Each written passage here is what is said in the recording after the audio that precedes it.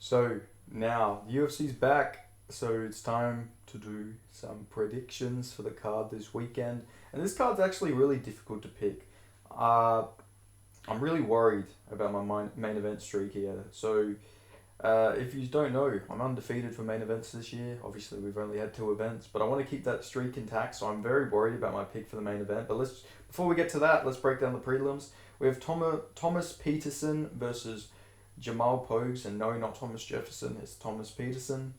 Uh, and this is a really interesting fight. Jamal Pogues looked absolutely fucking awful his last fight out. He looked in horrible shape. This is a guy who was talking about like moving down to 205 and fighting at light heavyweight. He weighed in at 266 pounds. He's morbidly obese. He's not in very good shape at the moment. I'm not quite sure if he's got in better shape or anything, but he looks slow. He looked generally awful.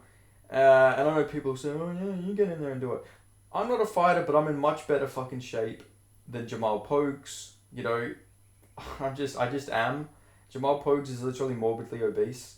Respect to the guy and everything, but like he really, I don't know, something's obviously going on with him where he's not dedicating himself to the sport, and you can just tell. Obviously, Thomas Peterson's no fucking athletic specimen himself, but you know he's naturally that weight. He's not morbidly obese. He's actually naturally just that big.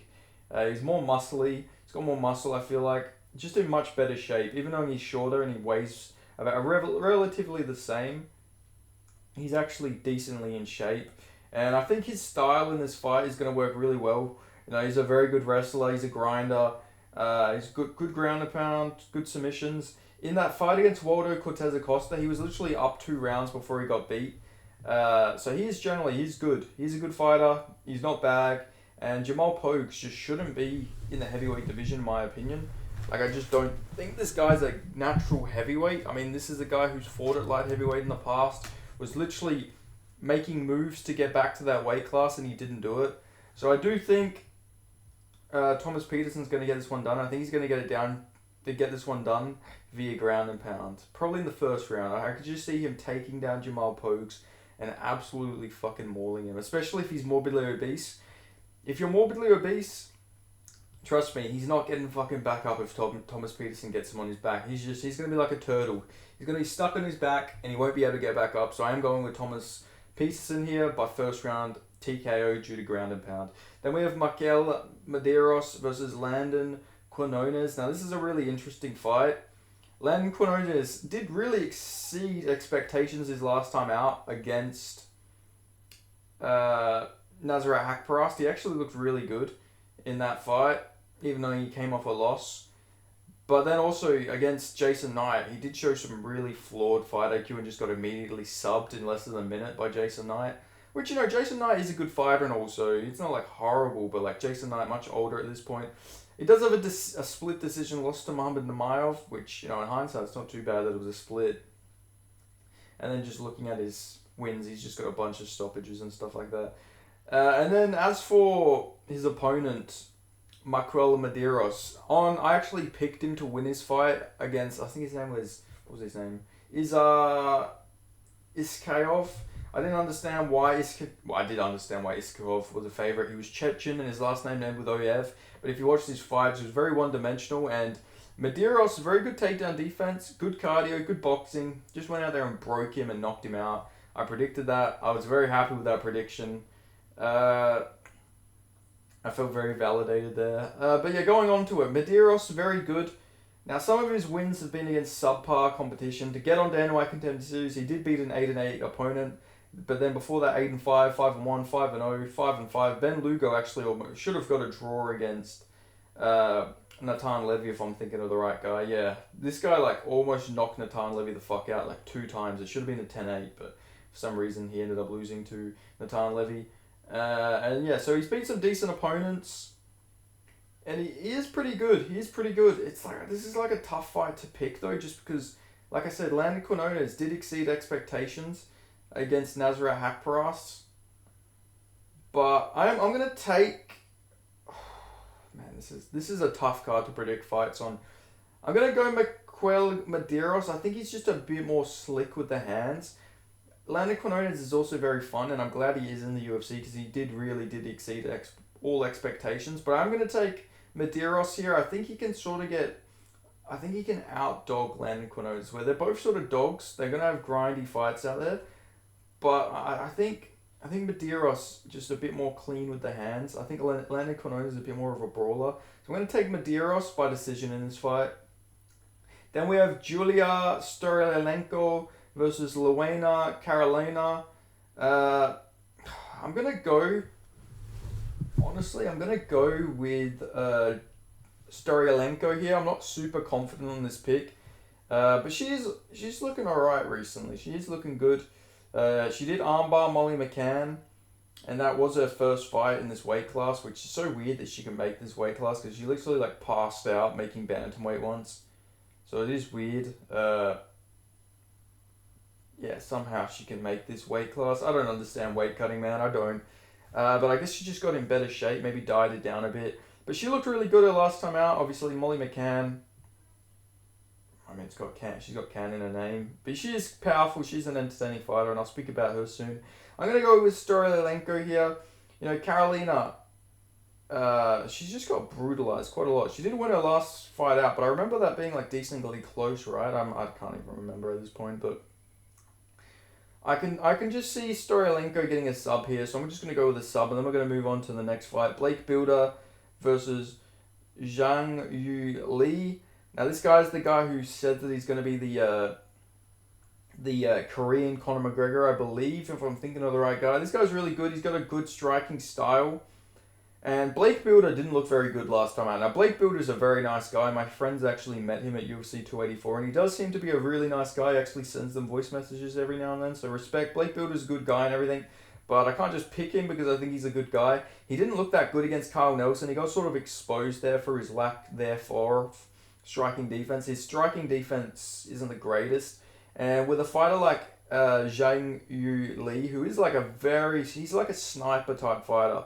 You know, a lot of good submissions, but mostly he's very good with the armbar, but mostly he's going to go out there and he's going to snipe you. He's got good strikes. He's got a 10-second KO on his record against a 7-0 opponent. Like, this guy's really good. He's got a really good style for a fight against Blake Builder. And Blake Builder, like I say, he's been rocked a lot. And in one of his fights, he went to a draw. If I remember that fight correctly, I'm pretty sure, because I watched that for when I was breaking down his Dana White Contender Series fight before I had this channel.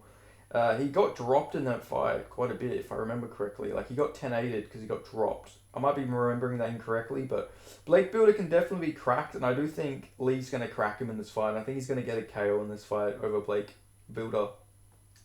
And then we have a fight I'm generally very excited for. We have a fight between Femba Garimbo and Pete Rodriguez. I'm very excited for this fight, and I've already made like a short video on this fight. I'm going with the underdog. I'm going with Pete Rodriguez. This guy is like generally fucking... It's outrageous how much this guy gets underrated.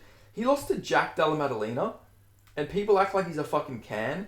Like, he's fucking not bad. He isn't bad. You go look at his fights. He's got some losses on his amateur career. He was fighting as high as light heavyweight and middleweight. The guy's a beast. He literally knocked down light heavyweights. He's got some crazy power. He's like the best way I can put it, he's like a welterweight Jared Cannonier, just because he's gone through the weight classes, and it's also funny because he does train with Jared Cannonier at times at the MMA lab.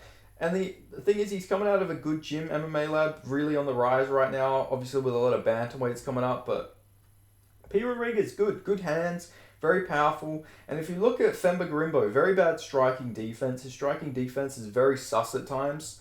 And the thing is, like, we did see him get rocked and dropped by AJ Fletcher. And then once he got dropped, he got subbed right after that. Like, he can be dropped. He can be hurt. And I think Pete Rodriguez has that, like, fight-ending power where I think he can just clip Femba Garimbo and get him out of there. I really do think Pete Rodriguez is going to win this fight. He is super, super underrated. And Femba Garimbo, you know, respect to him. He's got a good story. I do like the whole story. Like, he had $0 to his name, came and lived literally in the gym and everything like that, and then The Rock came and saved his ass. But, like, you know, he's not that great, if we're going to be honest. Like, he is a good fighter, but I don't think he's, I don't think he should be this big of a favorite over anybody in the UFC, and definitely not against a guy like Pete Rodriguez, where I think Pete Rodriguez is really going to badly hurt him his lack of striking defense is really gonna uh, hurt him in this fight. I think Pete Rodriguez, if you look at him, he mixes up to the body really well. Like the thing is, he lost to Jack Della Maddalena in the boxing, but like it's it's fucking Jack Della Maddalena for fuck's sake. Like most people aren't gonna fucking beat him in the boxing, and especially when you're literally primarily a boxer. Like Pete Rodriguez did better than Randy Brown. He did better than Danny Roberts. He did better than fucking Kevin Holland, arguably. Like, okay, maybe Kevin Holland's a stretch. Kevin Holland survived quite a lot, actually. But you guys get what I mean. Like, he did really well against Jack Della Maddalena. Like, he survived a lot of big shots. He landed a lot of big shots on Jack Della as well. Like, he's very sneaky. He's a good, like, very sneaky with the shots he gets in. And again, I think he's going to get this one done. I really do think P. Rodriguez is going to get this one done. I think he can actually be like I'm not going to say he's going to be champion or anything like that, but I do think he can win a lot of fights in the UFC. Like, he's inexperienced as a pro, but he does have a big extensive amateur career where I think he can actually, do some things. He's actually got a decent grappling game as well. Obviously, we haven't seen much of his takedown defense, so that would probably be a big thing here. Femba Garimbo is more of a grappler. He's got a longer reach here, but I think Pete Rodriguez can land on him, and I don't think Garimbo has the same sort of chin as like Jack Della, where I think if he gets hit with one of those bombs right on the chin, I think he's going to drop him. But anyway, yeah, I'm going with Pete Rodriguez, and I think he's going to get a KO in this fight. Then moving on, we have Charles Johnson versus Azat Maksum. Now, this is an interesting fight because I thought Azat Maksum, he looked pretty bad against Tyson Nam. I thought Tyson Nam won that fight. He's undefeated, but like, I don't know. If you look at his early career, it's no record, like literally NA 0-0, 0-0, NA 1-2, 0-0, 0-0. Then 6-0, 5-1, 5-0, 7-2, 12-3. So obviously his record looks nice and shiny on paper, but like it's because he's beating like literal cans, like people who don't even have like records. They don't even have a 0-0 on their record. They just straight up don't have a record. Like that's when you know he's not really beating the greatest guys. Like he has beat good guys lately, but I'm just saying like that real shiny 18-0 record is always gonna 17-0. Sorry, is always gonna look nice and shiny.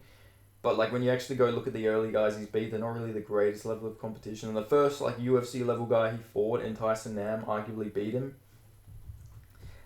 He really did strike heavy in that fight, if I remember that fight correctly. I don't think we've seen too much of his grappling in that fight. Maybe I need to double check that. I'm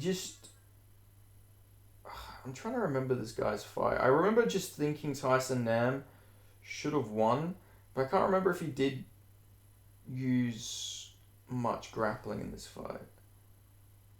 I think he got like a late takedown, and that's sort of how they ventured it on there. But I'm going to go with Charles Johnson here. I do think Charles Johnson, he actually has a very good anti-grappling game. I know he got taken down his last few fights, but I think if he can keep this fight standing, I can just see him sort of boxing up the Kazakh fighter here. And maybe I'm wrong on this. Maybe I will regret this. But just Azat Maksum just really didn't impress me in his last fight. So who knows? Maybe Charles Johnson not as powerful, but I think Charles Johnson's decently good. Like I know he's on a bit of a losing streak right now, but if you look at the guys he's lost to, 11-0 Rafael Estevan, Cody Durden, should have beat Odie Osborne in my opinion. He beat Jimmy Flick, who's now come back with a big win. He beat Zaglas, but that was sort of a robbery. Naimov, Makayev was an interesting one where like he did more damage, sort of, but like they still gave it to Makayev. Not saying it was a robbery, it's just one of those weird fights where Makayev just could have won that fight easily, but he made it a bit more competitive. Beat Carlos Mota, like he's got some really good wins on his record, and I think he's going to be able to win this fight here over Azat Maksum. And I'm going to go by decision. Then we have Molly McCann versus Diana Belabita. Now these two have fought before, but this was at 125. Now they're down at Diana Belabita's natural weight class of 115. And I believe this is the first time Molly McCann's ever going to fight at this weight class. Just based on that, she's probably feeling so defeated. She's got destroyed her last two fights. Absolutely fucking destroyed by Erin Blanchfield, and then just gets subbed immediately by Stoliarenko. I think Diana Belbita might get her revenge in this fight. You know, she's got a lot of armbar victories. If you look at her record, well, she has quite a few losses by armbar. But I think Molly McCann's gonna be a bit depleted in this fight, and I do think Diana Belbita will find a way to get an armbar submission here. I'm just guessing here, if I'm gonna be honest. I don't have like a real concrete way to pick this fight. It's one of those hard ones. Women's fights, I'm just not good at them. Okay, then moving on up, we have Gilbert Urbina versus Charles Radke. I'm going with Gilbert Urbina here. I know Charles Radke based Charles Radke, but like he's not very good. He made that fight with Mike Mafefa. We're just gonna call him Mike. We're not even gonna call him Blood Diamond anymore. He made that fight with Mike pretty competitive. Like he really did. A lot more competitive than you would imagine it to be.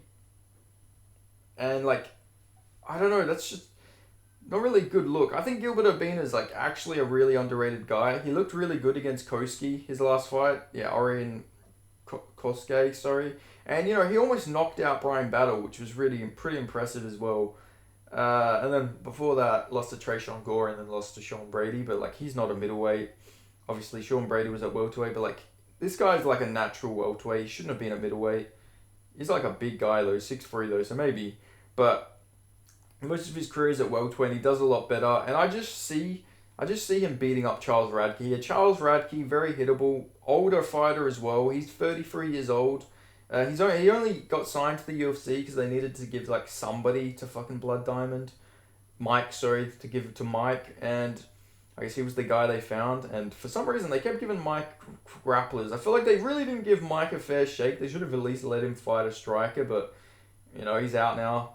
But yeah, I think Gilbert Urbina is a much better striker, and I think he can just beat up Charles Radke and probably finish him. Like, if we're going to look at Charles Radke's fights, Austin Hubbard, Chris Gonzalez got KO'd by Justin Montaliovo. Obviously, these fights are at lightweight. Now he's a welterweight. But I do still think he's going to lose this fight. I think Gilbert Urbina is going to beat him here. Then we have Aliskab Kizrayev versus Makhmud Muradov. I'm pretty sure Kizrayev is the favorite in this fight, which if he is, I really don't understand. Wow, 84% of people on Tapology are going with Kizrayev. I don't understand this. I really don't understand it. What has Kizrayev done to make you guys think he's like a legit middleweight? He is a welterweight. He used to fight at lightweight. If he was a welterweight, I think he has a better shot in matchups. But like Dennis Tuyulin was landing a lot of big shots on him. He was sort of beating him up a bit. He was stuffing a lot of the takedowns. And if you watch Dennis Tuyulin, most of the time he just gets fucking taken down and beaten up with ease. But Dennis Tuyulin was landing a lot of big shots on Kizrayev. Kizrayev is 5'9", and he's just fat. Like, he's not in shape. He should be a welterweight. He was talking about going back down to welterweight, but he never ended up doing it. These guys are both 33 years old. Makhmud Muradov, much bigger, much more middleweight sized. I believe he's fought at light heavyweight in the past. Like, this guy's pretty fucking big. You know, he's 6'2". He's got a 1-inch reach advantage. He's got good anti-grappling too. I'm just checking his record. I could have swore he's fought at... No, okay, I guess I was imagining that. I thought he fought at light heavyweight, but at the very least, he's a career middleweight. He's a guy who's, you know, making that weight class. I don't think he would ever be able to make welterweight. Like, this is like a middleweight guy through and through. And he had a very competitive fight with Caio Borrello, which is really good in hindsight. Caio Borrello is like an amazing grappler, big for that weight class, and he was stuffing takedowns. He was stopping him from getting him down and all this sort of stuff. Like, he wasn't having much success. Like, Caio Borrello wasn't having as much success as he does against these other guys. Muradov is really good. He's a legit guy, in my opinion. I know he lost to GM3, but like GM3 just randomly becomes like the greatest fighter of all time. And, you know, Muradov's last time out, he beat a fat lightweight at middleweight, who was Brian Barberena. Now he's fighting another fat lightweight coming up to middleweight. I think he's going to beat the shit out of Kizrayev. Kizrayev is good, but he's so undersized for that weight class. He's 5'9" at middleweight, and he's not like in shape. It's not like he's a muscular guy. He's literally just overweight. Like, he just is. He's very hittable. I think Magomed Muradov's going to land those big shots, shot after shot, man. I do think Muradov's going to get this one done. So I am going to go with Makhmud Muradov. And I'm going to go by a second round I'm going to go second round TKO/KO. I think he's going to land a lot of big shots, but Kisraev does seem to have a good chin on him. But I think he's going to get destroyed in that second round. Then we have Viana Araju versus Natalia Silva. I mean, this one's a no-brainer in my opinion. I'm going with Natalia Silva. She's one of the best female prospects in the sport right now. Like, how can you not go with her? She's just destroying everyone. She's really good. She's generally a really good fighter. She's 26 years old. She should marry me, in my opinion. But outside of that, I'm joking. But she is really good. Natalia Silva is a great fighter, man. She's really good. She's really fun to watch. She's improving more after every fight. She looks more and more impressive. And the way she's destroying all these women as well. Like, that Jasmine Jasudavicius win is going to age really well as well. Obviously, she did lose to Tracy Cortez, but outside of that, she's beat everyone else after she fought Natalia Silva. Like, Natalia Silva's just, all these wins age really well. She's beat really good levels of competition, especially for a female fighter. And it seems like she's actually training to get better, which doesn't seem a lot of women's mixed martial artists are doing. Like, she's just getting better and better every fight. And, Vivian Arajulo is really good as well. I think, if I remember the Jennifer Maia fight, she sort of got a robbery there as well. I thought Jennifer Maia should have won, if I remember that fight correctly. And then before that, lost to Amanda Ribas. Got beat up by Alexa Grasso, but, that's not bad in hindsight. Lost to Caitlin Shakugian, lost to Jessica Rai. There's no real finishing instinct here. I think Natalia Silva's got the better finishing chance here. But I also think she has the sort of style where she can just go in there and win a decision too. I just think Natalia Silva's going to dominate this fight. So I'm going with Natalia Silva. Then we have Randy Brown versus Muslim Salikov. This fight was meant to happen at UFC 296. But, I think Randy Brown had some illness. So now Muslim Salikov's old ass has to wait even longer to fight. So now he's going to be 39 years old in 7 months. So, a bit, nothing too crazy, but 2 months after, it's damn, the guy's already fucking old. But still, I'm going to go with Randy Brown here. I just think because he's so long, I can just see him picking apart Muslim Salikov. I know Salikov obviously is a very experienced fighter. I think he's 300 sandabouts, and he's just the king of kung fu is his nickname. This guy's a really good striker, but he's so much older, and he's really looking his age. He really went in there and he got beat up by Nicholas Dalby, which in hindsight doesn't look too bad, but Dalby really just broke him a little bit in there. Didn't finish him, but just beat him up. I think Randy Brown can sort of just pick at him from afar. Maybe mix in some of that grappling. Randy Brown's an underrated grappler, but I am going to go with Randy Brown here. I think he can get this fight done against Muslim Salikov. I actually think he might rock Muslim Salikov because he's, like I say, a bit older. He's been chinned now. His chin's been cracked. I can see Randy Brown landing something on him that sort of wobbles him or something, and I can just see him snatching up a rear naked or some sort of unorthodox tall man submission. Then we have Renato Moicano versus the big dog, the big bear, Drew Dober himself. So looking at Renato Moicano, I believe he does have some sub-Saharan African DNA in him somewhere down the line. He is Brazilian, so I'm sure he's got some African DNA in there, which, if we all know Drew Dober,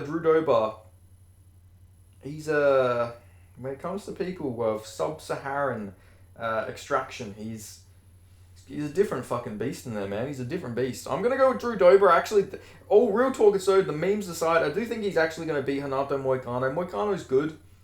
Money Moicano, I like Money Moicano, but Drew Dober is just so powerful, and Renato Moicano, one of his biggest problems has always been his chin. He's been chinned a lot of times. Let's look at his record. Got chinned by Old Man Aldo. Got chinned by Rafael Vasiv. Rafael dos Anjos somehow didn't chin him, but he just beat the absolute fucking brakes off him for 4 rounds. And then the 5th round it went to Moicano. But then, he got chinned by the Korean Zombie. He just knocked him out fucking cold. He had a back-to-back KO losses where I was looking, oh shit, he's probably done. And he got KO'd by Fiziev. But now he's looking decent. He beat Hernandez, who's a big power puncher. He beat Jai Herbert, but Jai Herbert's got no chin. And then he beat Brad Riddell. So, he's not horrible. I like Renato Moicano. I think he's good, but I think Drew Dober can land that big shot on him, and I think he can knock him out cold. Obviously, Renato Moicano might be able to get some offense off and maybe get a submission or something like that, but he's not an offensive wrestler. So I feel like this fight is going to stay on the feet, and with that being the case, I just see Drew Dober landing that big shot and just putting Renato Moicano out in this fight. But it'll be interesting to see. Drew Dober did get chinned by Matt Frivola, so maybe his chin is just not as good anymore. And we can't really tell that after the Ricky Glenn fight, because Ricky Glenn looked like a senior citizen. But I am going to take Drew Dober in this fight by KO. Now, the main event. This is a tricky fight to predict. I'm not sure in this prediction. I feel like I'm really putting my main event streak at risk here. But, between Roman Dolidze and Nassourdine Imavov, I'm going to go with the adulterer, the Chad himself, Roman Dolidze, the destroyer of JP Buys' life, the destroyer of his destiny, the destroyer of his marriage, the destroyer of his career, if you will. I think Roman Dolidze is going to win this fight. Nassourdine Imavov is good. He's a good striker, but he does slow a bit.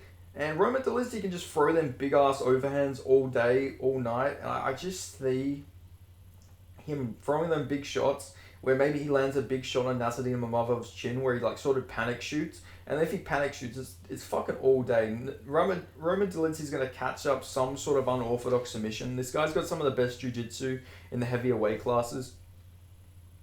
The way he beat Jack Hermanson was generally impressive. That was one of the coolest finishes I've ever seen.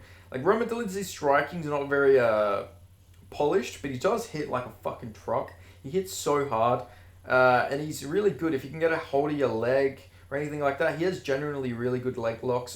His jiu-jitsu for the higher weight classes is generally fucking unreal. He's good jiu-jitsu. His striking's really decent as well. Obviously, Nassourdine Imavov's probably going to have a big striking advantage. Maybe not big, but he will have a overall striking ability advantage. But I think Roman Dolidze hits harder. He's powerful. He can just wing overhand after overhand on Imavov if he wants. I think Roman Dolidze's wrestling game isn't the best, but he can sort of just clinch up and clinch Imavov against the fence, I feel like, and just beat up his body and then eventually maybe get a submission or even just win a decision fighting boring if he wants. Or he can just do something cool and sub him or beat him with ground and pound. I just see so many more ways for Roman Dolidze to win this fight. So I am going to take Roman Dolidze. He's also massive. He's fucking huge. He's a massive middleweight. He fought at heavyweight in the past. Nassourdine Imavov is a former welterweight, so it's crazy to look at it that way. But I am going to go with Roman Dolidze. I think he's going to win this fight.